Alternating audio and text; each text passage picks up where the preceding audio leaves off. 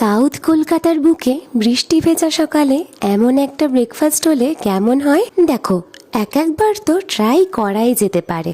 তার জন্য তোমাদের চলে আসতে হবে যতীন দাস মেট্রো স্টেশনের 1 নম্বর গেট দিয়ে বের হয়ে ডান হাতে কিছুটা এগিয়ে এলে দেখতে পেয়ে যাবে এই দোকানটা। ব্রেকফাস্ট শেষে এবার লাঞ্চের পালা। তার জন্য তোমাদের সাথে শেয়ার করছি সাউথ কলকাতারই একটা ছোট্ট রেস্টুরেন্ট, যেখানে তোমরা রিজনেবল প্রাইসের মধ্যে পেয়ে যাবে বিভিন্ন রকম কম্বো আর অনেক ধরনের মন পছন্দের ডিশ। রেস্টুরেন্টে আমাদের একটা এক্সপিরিয়েন্স হয়েছিল, সেটা তোমাদের সাথে লাস্টে শেয়ার করছি।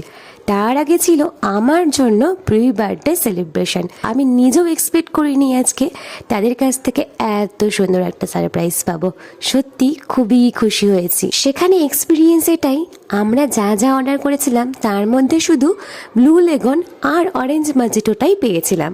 বাকি খাবারগুলো তাদেরই কিছু প্রবলেম থাকার কারণে তারা অর্ডার নিতে পারেন। সেখান থেকে বের হয়েই চললাম বিরিয়ানি খেতে।